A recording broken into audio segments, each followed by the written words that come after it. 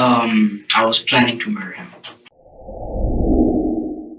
In 2004, Michael Hernandez committed the chilling act of murdering his best friend inside the school restroom, inflicting over 40 stab wounds and slashing his throat.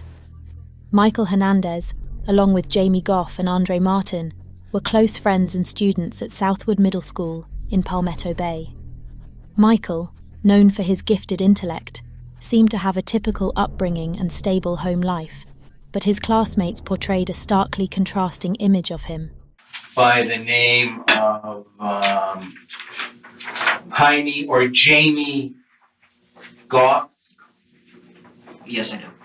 And how do you know Jaime? We've been friends since the 7th grade. And for the record, Jaime is the victim in this case. How old is Jaime? 14. And you're 14 also? Yes. How much older is he than you? I'd say about 4 months. Let's see. 4 months. Almost 4. It would take a few days. Okay. All right. Arriving at school shortly after 8:25, Michael joined Jaime outside the parking lot, their usual meeting spot before classes began. There, he proposed the idea of entering the school building ahead of schedule, suggesting they break the usual protocol. Did Jaime agree to your suggestion to go inside when you made that to him? We had to make a deal first because he didn't want to get in trouble because we've gotten in trouble on previous times when we've attempted to go up there. And why do you get in trouble for attempting to go inside the school? Because it's too early and we shouldn't be walking around upstairs. I see. Why did you make the suggestion to Jaime to go inside the school today?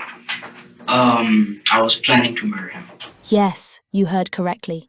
He was planning to murder him. I was planning to murder him. Do you know why you were going to do this? No, I don't. He held a morbid fascination with infamous serial killers such as Ted Bundy and Jeffrey Dahmer, finding solace in books centered around murder and death, and indulging in films like The Silence of the Lambs. Michael even expressed to Martin his admiration for the idea of becoming a serial killer. Classmates recalled instances where he would menacingly pursue others with a screwdriver, mock and strike female classmates, and engage in teasing and physical aggression towards his peers. Now, what was your plan? How were you going to accomplish this? I was going to get him into a stall, the last stall because it's the biggest, so I'd have more room. Now, this is in a restroom? This is the restroom.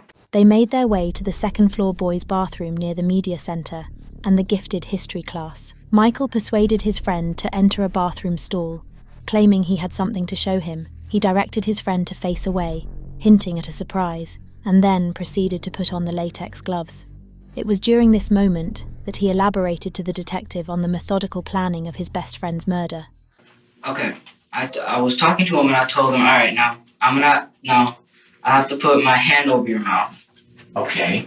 And so I did, and I lifted his neck up. Now, was he facing you or was he away from you? He was away from me. Did you put your hand over his mouth? Yes, I did. And which hand did you use to put over his mouth? My left hand. Once you did that, what happened next? I had already before I put my hand over his mouth, I already put my knife out. So the blade was already out. Now, where had you kept this blade?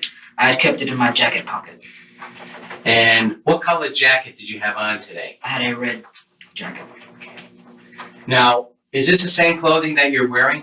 Yes. Did Jaime say or do anything? Did he put up a struggle? Yes, he did. He turned around after I did that. He asked me not to kill him.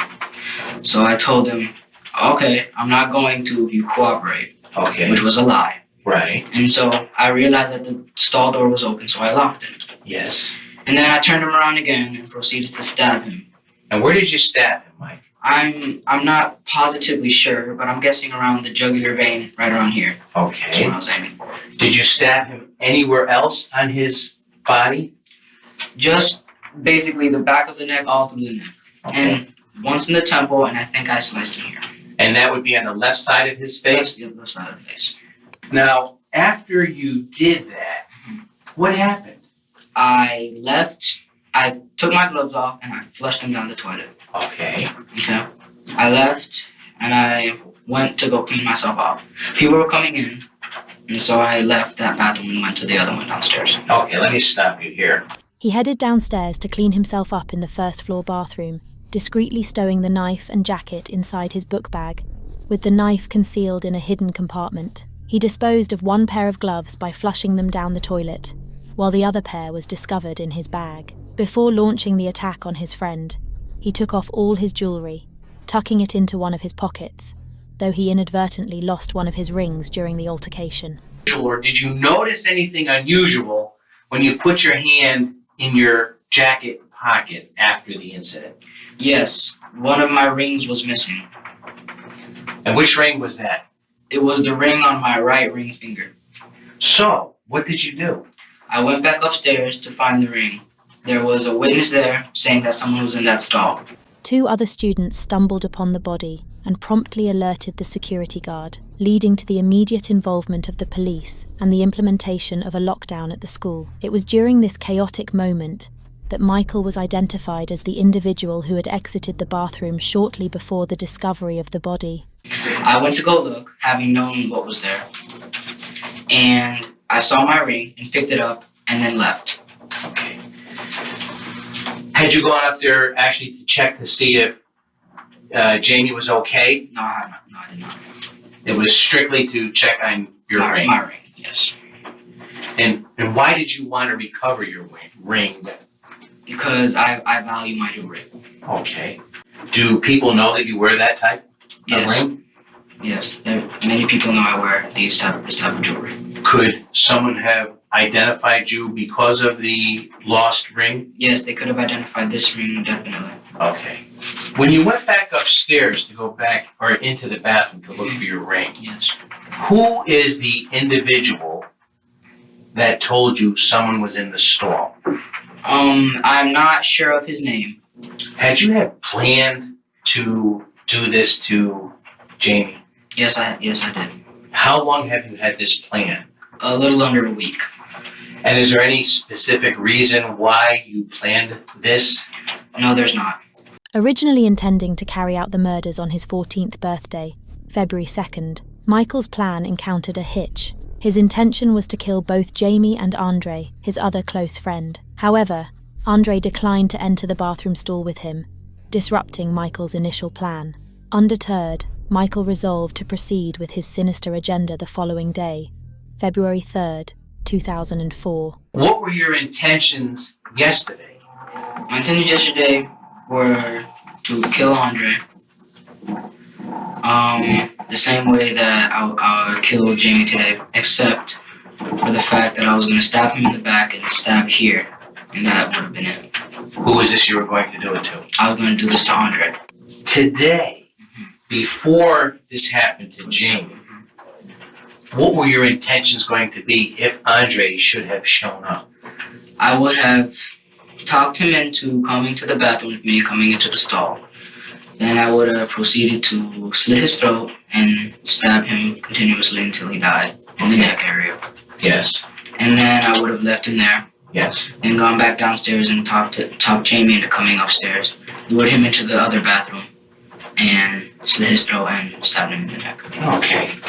Now, Mike, where did you get this knife from?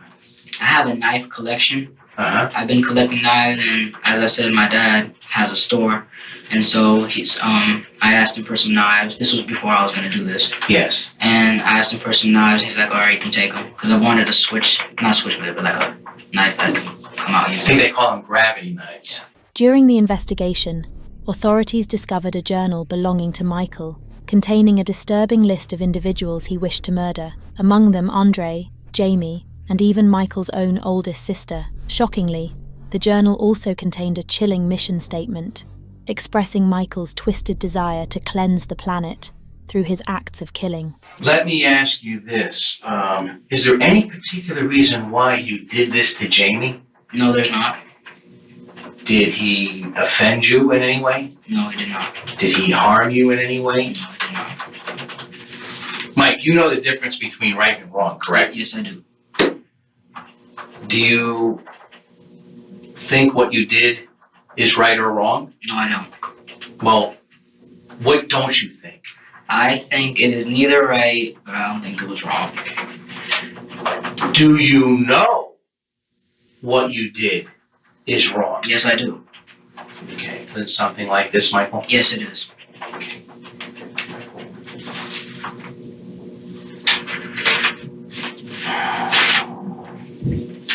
Are you sorry that this happened today? No, I'm not.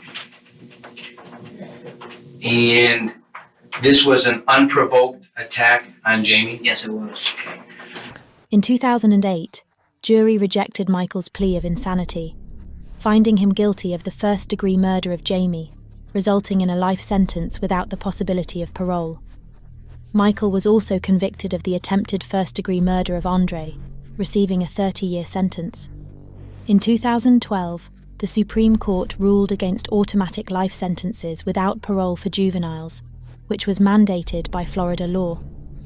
Consequently, in 2016, Michael appealed his sentence and was retried. Despite the retrial, the judge ultimately upheld Michael's life sentence. Tragically, Michael passed away on April 29, 2021, at the age of 31, due to cardiodysrhythmia. Meanwhile, Andre pursued a career in law enforcement, eventually becoming a detective at the Miami-Dade police station.